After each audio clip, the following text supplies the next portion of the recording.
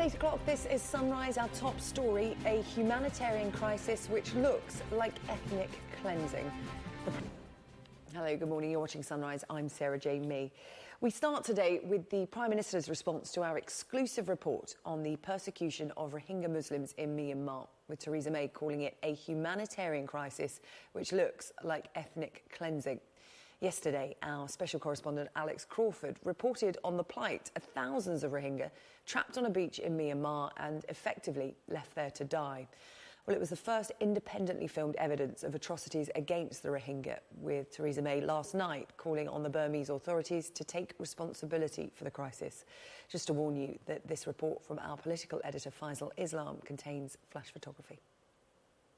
Speak to our special correspondent Alex Crawford, who's at the Balukhali refugee camp in Bangladesh this morning. And Alex, a lot of reaction to your exclusive report yesterday, but there on the ground where you are, the situation continues to get worse.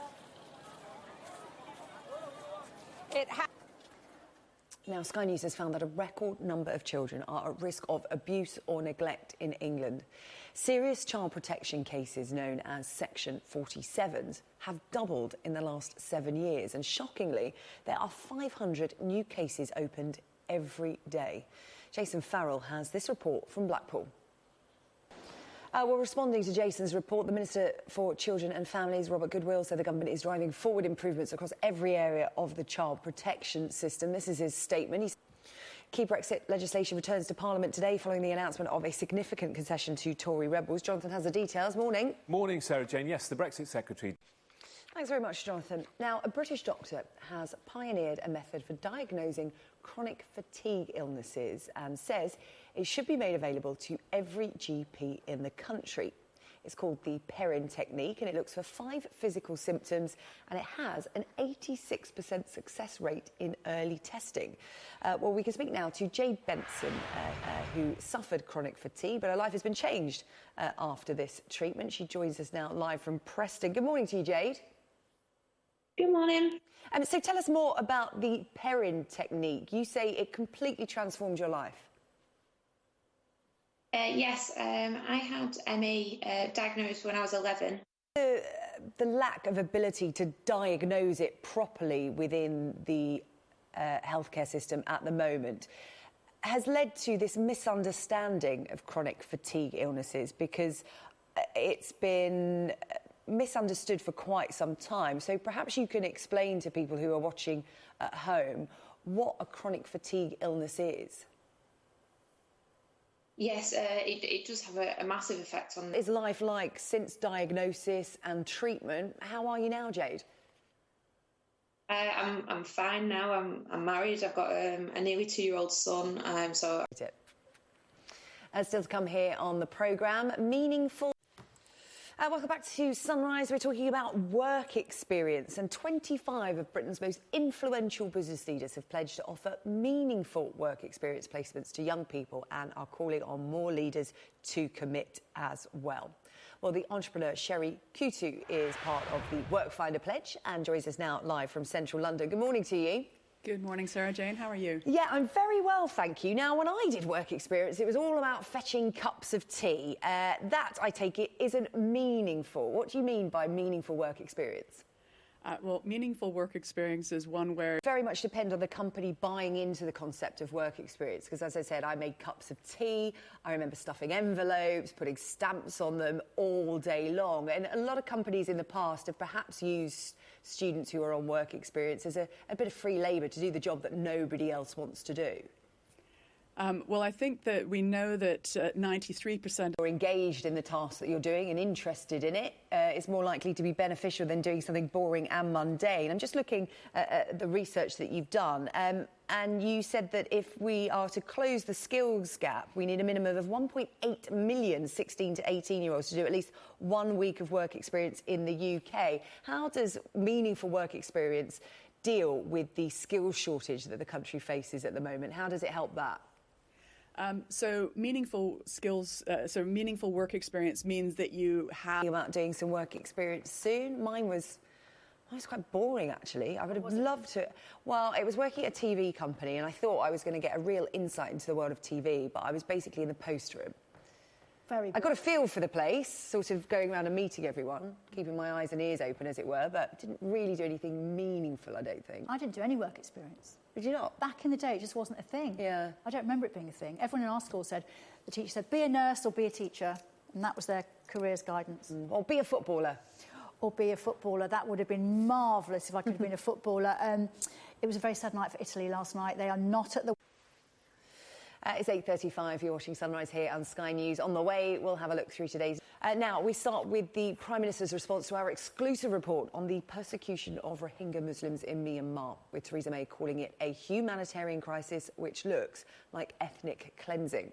Well, yesterday, our special correspondent Alex Crawford reported on the plight of thousands of Rohingya trapped on a beach in Myanmar and effectively left there to die.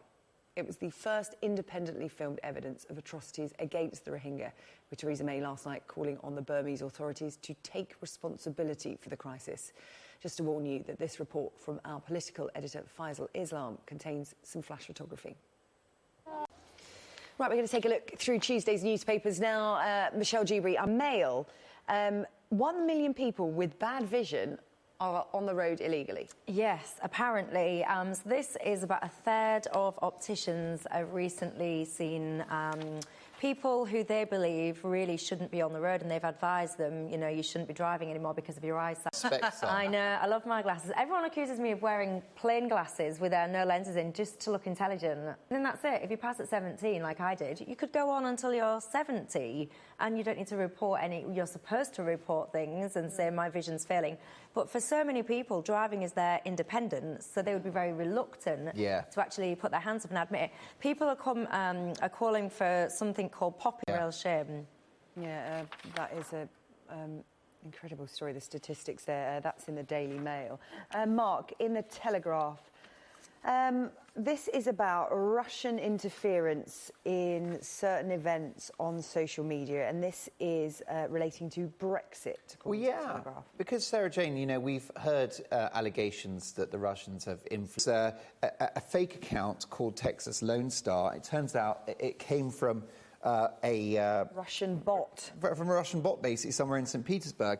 And it was an image of a lady that's a Muslim lady walking. The bottom line is that it's very, very concerning, not only to have like a direct influence from the Russian, you know, from the Kremlin, really, on our democracy, but also on just how we feel about ourselves as citizens, because it's about stoking up hatred against other religions. And we remember the social media backlash to that picture. I mean, the tweet is on the right there. I don't know if we can zoom across. Everybody remembers that tweet, and it was just basically accusing this woman of being heartless. I think that's right. I think the Russians think that if they can divide our society, our great, amazing society, which has got to be the most sort of greatest melting pot on earth, is British society, and to create division is truly appalling. And Theresa May being urged to take down radical videos.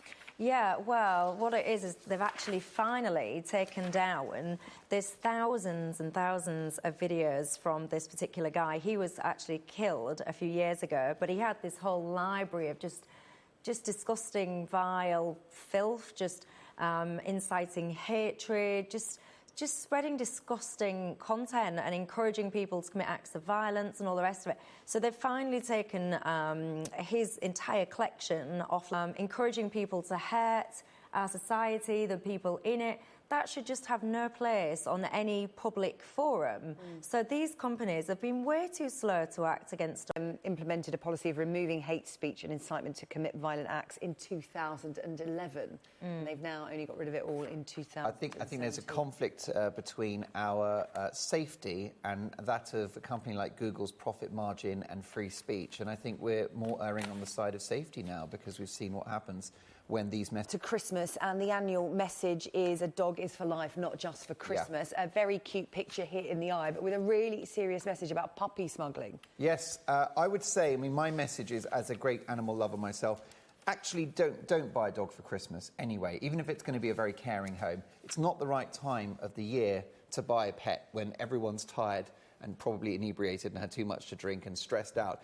So, you know, just take a calm, long, hard look at whether you can manage to have a dog, and if so, at a time of the year that's appropriate. I also think it's the wrong message that a dog is a massive trade, and, you know, dogs are being stolen from outside shops now. And What we're looking at there are chow chows, in case you know you're what? at There are home so many wondering. dogs They're very at cute. dog homes already that need a home. So don't buy a puppy. Go to Battersea or wherever. Were a trend, weren't they? Those little tiny pigs that would fit into cups, and people were having those as a. But you see friendly people pet. wandering around with these dogs in their handbags, and it's just ridiculous. Why would you do that? It's cruel to the animals, and you just look stupid with a dog in your handbag that you've bred as like some kind of fashion accessory. It's ridiculous. Yeah, strike that off your Christmas list if you're even thinking about it. Right, Mark, in The Guardian, 3/4 of people in cities want more money for bike lanes. Yeah, and I think it's great news because it shows that there's public opinion is behind the idea of cycling and about investing our good hard-earned taxes on more protected cycle lanes. The astonishing figure is that 6% of people commute to work, 6%. But 3/4 of those people who don't still think bike lanes are a good thing. And the one thing that stops people getting on the bike is a fear that they'll get knocked off and get injured. So the safer the cycle lanes get, the more people will cycle. There's an amazing statistic from 1949, which is when cycling was at its... Your bike's fantastic and light and brilliant now. You can get bikes with a battery on if you're feeling a bit lazy. But roads are busier now, and even if you have a cycle lane, the cycle lane is so narrow, and it's in the part of the road where all the drains and the pothole and the litter are.